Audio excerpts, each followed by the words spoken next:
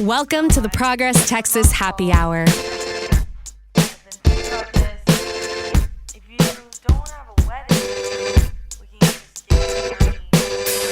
Welcome back to the Progress Texas Happy Hour. I'm podcasting director Chris Mosier. Due process is a concept that seems to pop up a lot lately in the news. A fact itself that we should find somewhat troubling. The notion that such a basic right, the expectation that each of us are entitled to tell our story prior to being deprived of our freedom or our property, would be denied to anyone, regardless of their residency or their immigration status, regardless of what they may be accused of criminally, should be alarming to everyone who values the American way of life. Under just these opening weeks of Donald Trump's second term, the idea of due process is one that's in danger of being co-opted by those who find it inexpedient or inconvenient. Turns out it's difficult to deport thousands of people all at once while accommodating due process. And in one particular ongoing criminal case here in Texas, it's being viewed as an inconvenient formality by much of the MAGA right and the disinformation machine that feeds it. Having already convicted a Texas teenager of murder in its own court of public opinion and moving on to the punishment phase. At Progress Texas, we're blessed with two boards full of dynamite smart folks upon whose wisdom we have the privilege of drawing in cases where something as obvious as the necessity of due process suddenly needs an explainer. And two of those folks are respected North Texas attorneys, both of whom return to the pod for that purpose. Louis Bedford is chair of the Progress Texas Institute Board and is a civil rights attorney in Dallas who practices in the area of election and voting rights law. And Jason Smith, his law office in Fort Worth, specializes in employment, personal injury, and insurance litigation. Jason also sits on the Tarrant County Bar Association Board of Directors and has since 2015. Welcome back to the pod, both Louis and Jason. Hey, guys, how are you? Thank you for having me. Good. So let's kind of start small here, and I would like you to go first, Louis. Define due process for us and explain to us in, simple terms why it's indispensable to our system of justice in America. Well, due process more than anything else is our constitutional protections to not have our rights or our liberties stripped away from us without having an opportunity to be able to defend ourselves. So be able to provide information that we didn't do what was claimed that we did, or be able to defend ourselves ultimately. But right now, what we're seeing is a very active effort in order to be able to say, you don't have that anymore. You can't have the ability to defend yourself. And it's just whatever accusation that someone wants to be able to lay out there, that is what is being taken as fact. And the unfortunate reality is this has very awful historical elements, from Korimatsu with the Japanese internment to also what ended up happening during the very vast amount of lynchings that happened in the South. An accusation goes a very long way, but being able to have a system of due process gives you an opportunity to be able to defend yourself, be able to use the constitutional protections that we are all granted to be able to make sure that the system, the oppressive system of just accusation, actually doesn't end up holding true. But once again, it all goes back to that fundamental principle of guilty until proven innocent. That is what people are actively trying to make sure it is, rather than being innocent until proven guilty, which is what the system is actually supposed to be. Jason, would you elaborate on that? Well, I think that's a great summary. I mean, we started as a country under a king, and under that form of government, if the king accused you of something, that was that. And so we started our Constitution with some basic due process elements, like we have the right to confront our accusers. That means we can cross-examine them and go, isn't it true that you're full of crap? And we also have a right to a jury, and a jury can listen and go, yeah, I think that person's full of crap. Instead of the king saying, this is what you're guilty of, and this is your punishment.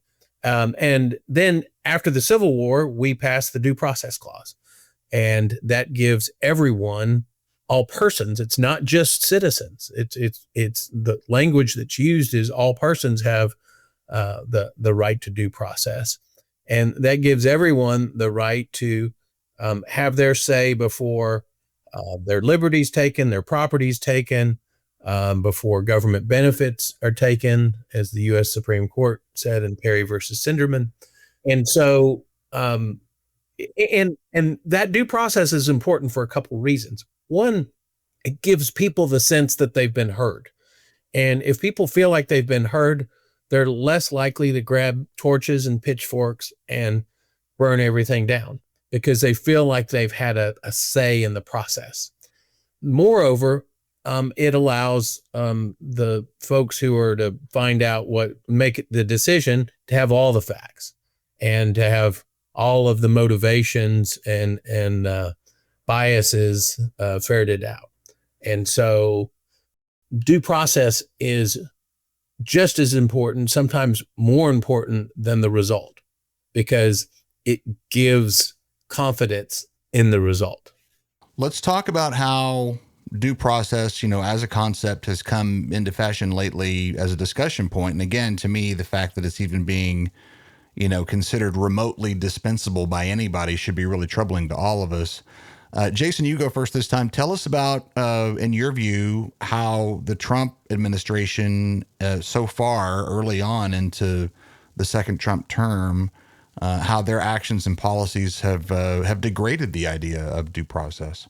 So I think they've degraded it in two ways. They've degraded it, first of all, in what the federal government is doing with regard to the first target they have is, well, let's get rid of the immigrants. And so they're just snatching immigrants, and I have air quotes that you can't see on the on the pod, but they're giving immigrants no due process. They're just making decisions, shipping them off to a prison in El Salvador, and then saying, oh, well, we have the right to do that. And then they're telling the story of why that person belongs in the prison.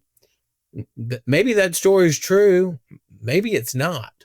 But there's no confidence in that process, in that decision, because, well, some people don't trust the Trump administration. And also, let's let the decision makers and the public hear in a public trial or in a public hearing what the issue is. I mean, we are a nation of laws, and we are a nation of immigration laws, and those laws have to be followed. But not only do those laws provide who can come in, but they also provide a process to determine what rights immigrants or those seeking asylum get. It's interesting that the Abrego Garcia case that you're talking about is the main one that's been in the news. It's kind of a dual effect here, where the punishment was to be shipped out of the country to a maximum security prison, probably never to be seen again. That's what that place is designed for. And then turned around and said they couldn't do anything about it, even when they themselves admitted that they had made a mistake in sending him there. And so it's not only a denial of due process, but it's a refusal to make it right, after the fact. So there's a couple of red flags in that whole process. One, the actual frontline attorney who was representing the government is the one who said, yep, it was a mistake. We shouldn't have sent him, and it was in violation of law. And after he does that, they put that attorney, that frontline government attorney, on administrative leave, which calls into question their true motives. And they put him on leave for conceding what that attorney perceived to be the fact. And one thing that the Trump administration doesn't like is attorneys have ethical rules, and we have to acknowledge facts, and we can't misrepresent facts to the court. And the Trump administration gets really frustrated when attorneys do that. Trump got frustrated with attorneys when they had to do that in the 2020 election situation. And now they're getting frustrated with attorneys who work for them, or attorneys who work on the other side, who are bound by their ethical rules to present facts and not misrepresent facts to the court. The other red flag is, of course, when the U.S. Supreme Court grabs on to the trial judge's word of ordering the government to facilitate the return of this person. They really haven't done that, and they haven't demonstrated that in good faith. They just sat in a meeting with the president of El Salvador looked scripted to me when he said, "Nope, we're not going to send them back." And it looked like they were all having a great time at that meeting too. By the way, there was a lot of glee in that room. It seemed like at that moment. Yeah, it certainly didn't seem like the president of the United States was frustrated that another foreign government wouldn't honor our process and bring the person back who shouldn't be there. Right, a foreign government on our payroll, by the way. Right. Lewis, would you elaborate perhaps your view of what Jason just said there, which really kind of in a more basic way than I had really thought of before, elaborates that, the president of the United States right now clearly sees the American system of justice as an inconvenience. Yeah, very much so. And I think that's just a very unfortunate reality. And to the point that you were making, President Trump actually ended up issuing a recent Truth Social post that suggested that not everyone can receive due process because doing so, I think the quote was, to do so would take, without exaggeration, 200 years. And so the reality is, if that's the dividing line of whether or not you're a citizen or not is the dividing line on whether or not you have due process rights, that citizenship can very easily be taken away because, once again, it's a not very clear dividing line. And also to the point of if criminality itself is the dividing line between whether or not you have access to due process rights or not. Who's to say what you did was criminal or not? And I think as we get to these very subjective rather than objective standards where you are no longer able to be able to hold account, like what is somebody actually saying or not, that is, in fact, like a very real problem, and to a point where there have even been U.S. citizens who have been removed already. I think the ACLU of Louisiana ended up saying that the Trump administration has already deported multiple U.S. citizen children, and that is already a very real problem. And even in the meeting that President Trump ended up having with, unfortunately, the dictator of El Salvador, he even suggested that homegrowns are next. And that's even using his own words. So I think all of this is very important to not just look at the reality of the situation, but we also have to pay attention to the words that are being used, because the words that are being used provide a very clear context and a very clear path of what is actually happening as we're moving forward. And we're also seeing a very clear deprivation of our constitutional rights. I think the DOJ issued a memo recently basically saying that ICE has the ability to go into somebody's home without having an actual warrant signed by a judge. They could be an administrative warrant where doing so didn't give the individuals an opportunity to be able to go into their home, to be able to search and see whether or not somebody was violating the Alien Enemies Act. That's once again a very clear problem where we are very clearly and very rapidly getting rid of constitutional protections, whether it's the Fifth Amendment, the 14th Amendment, the Fourth Amendment. We're just very clearly trying to be able to get rid of our constitutional rights and even going after individuals who are using our First Amendment right to being able to the freedom of speech, whether it's advocating with what's going on in Israel and Palestine, what's going on across the world. It's very clear that these institutions are very clearly being attacked by the Trump administration in order to try to once again start stripping people's rights away. But the focus of all this is for the administration to focus on what they think is the most controversial in order to get people to say that that's okay. So then once those are slipping away slowly, then everything goes away. It's the eroding of precedent that's underway here. And that's interesting that you mention the situation on our college campuses here in Texas, where there are now efforts to, truly equate the protesting of the military violence in Gaza as it impacts civilians and children and on with the support of a terrorist group, which, as by their definition, is Hamas. It feels like building blocks, doesn't it? It feels like they're starting over here where you prey upon someone's desire to, if they've decided that immigration is a massive problem in America that needs to be fixed, well, due process is in the way of fixing that problem. And then if you'll buy that, then you'll buy the idea that, well, maybe, the students that are protesting, the Gaza situation, especially those here on visiting, foreign student visas, suddenly those people are in trouble, and suddenly those people are being asked to self-deport. And so, it's really, really interesting. Let's backtrack and talk about, this is something else that I hadn't thought too much about before this whole thing came up. The idea that citizenship and due process are tied together. Jason, would you talk about your view of, does an undocumented person, a person who is present in the country without legal documentation, how does that person's due process differ from that of a citizen? Well, it depends on the right in question. But the 14th Amendment says that no person shall be deprived of life, liberty, or property without due process of law. And it doesn't say citizen, although it does use the term citizen in other parts of the Constitution, affording certain rights to only citizens. So we know that they've chosen to use a much broader term, person, in the due process clause, which means folks have a right to due process.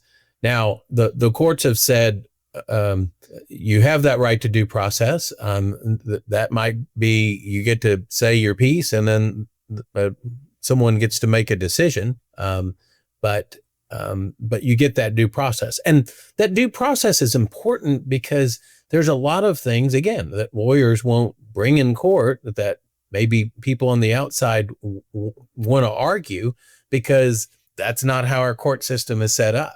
Maybe people want to get rid of people from certain countries who have certain ethnicities, but they can't argue that in court. A lawyer can't argue that in court. And so if they get a hearing, then they get to raise issues like, I'm being targeted because I'm from this country and not that country. And a judge or a administrative judge gets to make that decision. So there's, like I say, there's certain parts of the Constitution that protect only citizens. And then there's other parts of the Constitution that protect people, everybody. Right. Including immigrants. Lewis, would you elaborate on that in terms of the means by which lately we've seen, especially in right-wing media, this idea that some folks are deserving of due process and some folks may not be? Well, I think something that's very important whenever we think about the context of media is a lot of entities are focused on monetizing outrage rather than fostering understanding. I think that's the unfortunate reality of it. It's about what can we do in order to increase the number of eyes that are on our platform. On both sides. On both sides. Well, yeah, I think it's something that we can look at very clearly. For example, during the 2016 presidential election, it ended up getting to a point where having Donald Trump, the candidate, on their platform, whether it was CBS, MSNBC, CNN, Fox News, it was something that they knew was going to garner attention. And as we in this media day and age where the focus is on, once again, attention rather than understanding, it ends up being like, what can we do in order to bring more people to us rather than to them? And not to misquote, but I think there might have been a CBS executive like close to a decade ago that said, whatever is good for our network is good for our network. So if that means that we have to bring more attention to us, then that is what we have to do. But I think whenever you fall into that trap, then too often we get to a point where it's more of a focus on we need to incite and enrage rather than to educate. Because if we get to a point where people are educated, people have a very clear understanding of how the world around them works. But if you're able to keep the populace naive, if you're able to keep the populace ignorant, then they're easier to be controlled. And I think a lot of this relates to control. What can we say to these people in order to say, like, all right, these people are bad and they are not like us. These people are not like this, so they shouldn't get this right. These people have done this wrong, so they shouldn't have access to the very clear constitutional protections that are afforded to us all. But I think, once again, that is the point. The point is to control. The point is to go after even our education system, which is a reason why there are books that are not allowed to be able to have in school libraries. Because once again, if you're able to keep the public from being educated about their past and their present, then that future you're able to dictate and control. And once again, I think this is an orchestrated effort in order to minimize the collective understanding of the American electorate so we are not able to hold our elected officials accountable. San Antonio friends, Progress Texas is proud to welcome Mayor Ron Nirenberg as our guest for a live podcast taping at our Party for Progress on Tuesday, May 6th, and you're invited. We look forward to a long overdue visit to Alamo City. Again, mark that date, Tuesday, May 6th, live podcast taping with Mayor Ron Nirenberg, and good fun with you in San Antonio. See the show notes and get your tickets right now. And thanks to Austin Kaplan and the Kaplan Law Firm, Julianne Reeves, Tracy Miller, Will Judy, and more for their generous support of our San Antonio Party for Progress. You know, the undermining of the importance of due process, to me, isn't just a byproduct of the Trump regime's goals. It's something that this process that Lewis was just talking about in the situation with the media choosing outrage over the truth. As to me, in the situation now where we're talking about due process and how we are seeing the importance of due process minimized in certain sections of our media, it does appear to me under this set of circumstances, and you guys tell me if I'm wrong or maybe going too far here, but it seems to me like one particular case here in Texas, the tragic stabbing incident in Frisco at the beginning of April, in which teenage athlete Austin Metcalf was killed, and fellow teenage athlete Carmelo Anthony is now facing a first-degree murder charge. And we're not necessarily here to talk about the facts of that case as they are. My point actually is that we should be allowing the courts and the system of justice to figure all of that out. But right-wing media seems to be attempting to kind of frame this incident as some kind of a catalyst for race conflict in Frisco, and considering the degree of personal harassment that both of the involved families have endured since that happened back on the 2nd of April, that effort appears to be working. I want to go back to you, Lewis. It appears to me, it seems to me, that what has happened in right-wing media regarding that case, it's interesting that it's happening under this atmosphere, under this umbrella of the degradation of the idea of due process. Well, I think the unfortunate reality is we are missing the very real context of a lot of individual lives have been ruined because of this. There are multiple families that will never be the same because of the incident that ended up happening. But I think also that's something that's very important to be able to note, that this is an intentional outrage that is being provoked to incite this violence, and hopefully violence of the right-wing media. That is what is trying to happen. But I think, once again, it's about, we need to make sure that we are able to uphold these systems, these values, in order to be able to say, like, these individuals need to have their day in court in order to be able to determine, based on the evidence, based on information that can be presented, what happened, to be able to have all the information. Because once again, right now, it is very clear that all the information is not readily available to the public. And we have to do everything that we possibly can to make sure that this information actually can be seen, this information can actually be reviewed, and then that way individuals can have their day in court to be able to say one way or another, did this happen, did this not happen? And I think first and foremost, that is what the right-wing media is intentionally not trying to happen. They want there to be an outrage. They want there to, unfortunately, be a lynch mob that can be riled up in order to be able to say that this person doesn't deserve any rights. This person doesn't deserve any basic humanity. This person doesn't deserve anything because look at what this person that we are accusing them to have done.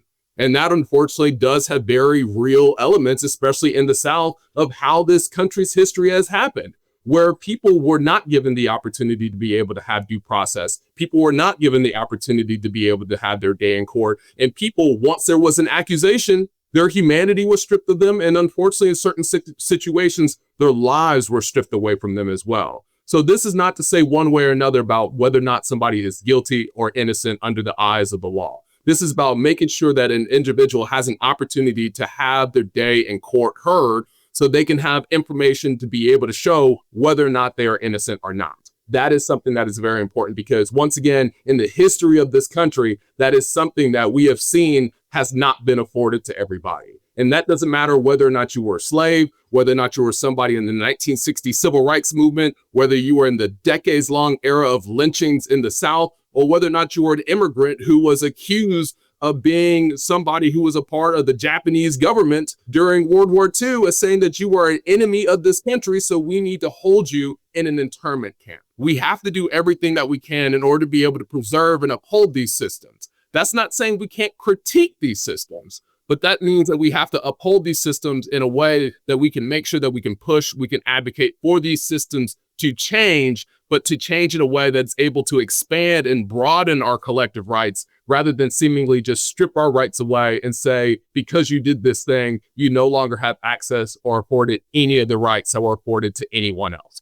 Very good. Jason, would you elaborate on your views of the Anthony case and how it relates to this broader conversation about due process? Sure.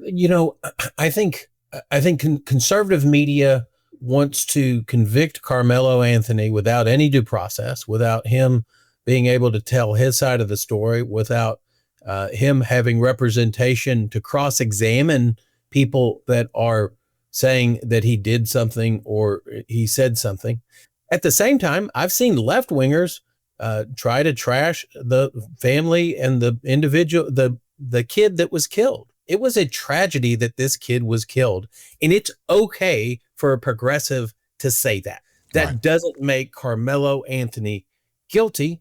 And that doesn't mean that he doesn't deserve due process. I will say, when I read the first article of the arrest affidavit, and I've got a 15-year-old son in high school who plays sports. He's been at track meets. He's played soccer. And I know how they can be knuckleheads. And I know how they can escalate things that they don't understand where they're going to lead to. When I read the arrest affidavit, I sat there. Another right we have is a right to not provide information to the government if they're accusing us of something. And I read that arrest affidavit, and I wish I could have been there to tell Carmelo, you need to be quiet, and we need to let the system take care of this, instead of giving them taking your teenager words and twisting them against you. Because I know my 15-year-old doesn't always do a great job of telling the real story, even when he's trying to tell the truth. And so that's one thing that worried me about it. But we have a system that can deal with this, and the system's not always perfect. And that's why we have appellate courts, and that's why we have a Supreme Court. And I'm not here to say the system is perfect. I think it matters where the case is prosecuted to what type of justice you're going to get. Now, there are good judges in Collin County, but Collin County has a demographic that's going to have a different set of jurors that listen to that case than if that case were tried in Dallas County. But we have due process there, because if there are those concerns, then Carmelo Anthony's lawyers are going to have the ability to try to move that venue to a venue that's not going to be biased against him.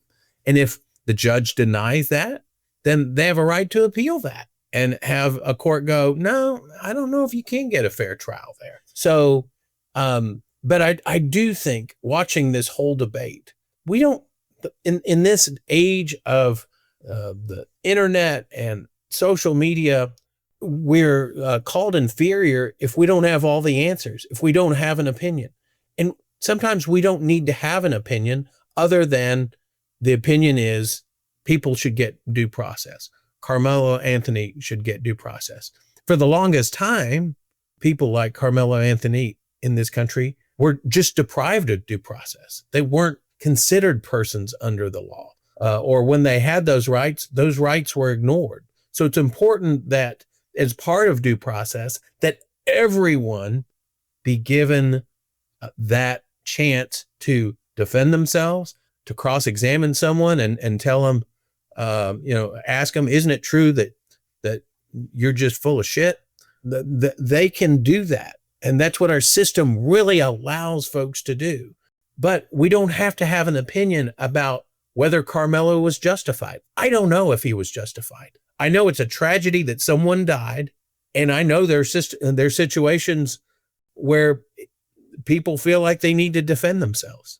It's funny how conservative and quite frankly, progressive media doesn't talk about the Trayvon Martin case, which is inverted in terms of the race roles. Right. Trayvon Martin was... Now, in that case, Trayvon Martin was walking down the street and confronted by someone. Trayvon ended up dead, and the person who killed him got due process. And that's what we've got to make sure, that Carmelo Anthony gets that same due process. Agreed.